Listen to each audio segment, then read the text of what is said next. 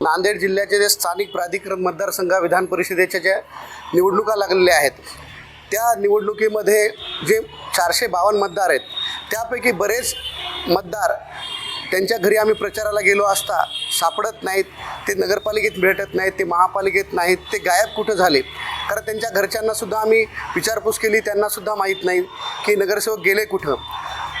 नवीन लोकशाहीचं म्हणजे निवडणूक आयोगाचे एक नियम आहेत की एखाद्या मतदाराला तुम्ही सहलीला नेणं हेही आचारसंहितेचा भंग आहे. तर असं प्रस्थापित जे उमेदवार आहेत त्या मतदाराला म्हणजे त्यांना फूस लावून, त्यांना वेडं बनवून, त्यांना पैशाचा आमिष दाखवून हे गायब करतायत, सहलीला घेऊन जात आहेत.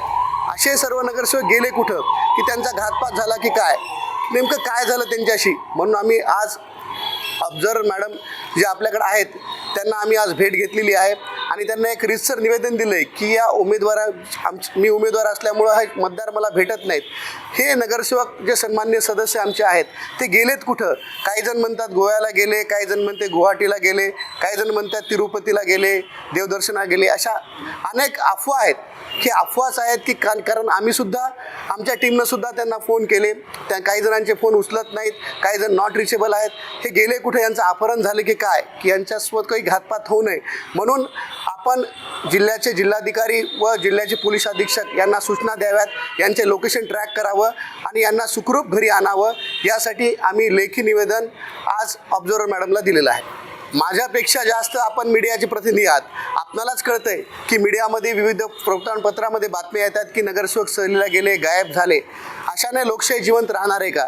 ज्या लोकांनी यांना सगळ्यांना निवडून दिलं, नगरसेवक बनवलं, त्या लोकांचा कुठेतरी घात होत आहे असताना वाटतं. कारण या निवडणुकीमध्ये 3च उमेदवार आहेत, 2 उमेदवार तर नगरसेवकसुद्धा नाहीत. कारण हे इलेक्शन नगरसेवकातला आमदार जाऊन नगरसेवकाच्या समस्या सभागृहात जाऊन मांडायच्यात विधानसभेमध्ये, त्यासाठी नगरसेवक प्रतिनिधी आवश्यक आहे. मी या 3 उमेदवारांपैकी एकमेव असा उमेदवार आहे की स्वतः जो नगरसेवक आहे. नगरसेवकाच्या जे सकाळपासूनच्या संध्याकाळपर्यंतच्या अडचणी असतात, जे इथले CO असतील, इथले आयुक्त असतील, जे काम करत नाहीत, हे कुठेतरी विधानसभेमध्ये त्या नगरसेवकाचे प्रश्न मांडण्यासाठीही इलेक्शन्स आहे, निवडणूक त्यासाठी आहे. विधान परिषदमधून नगरसेवक प्रतिनिधी गेला पाहिजे.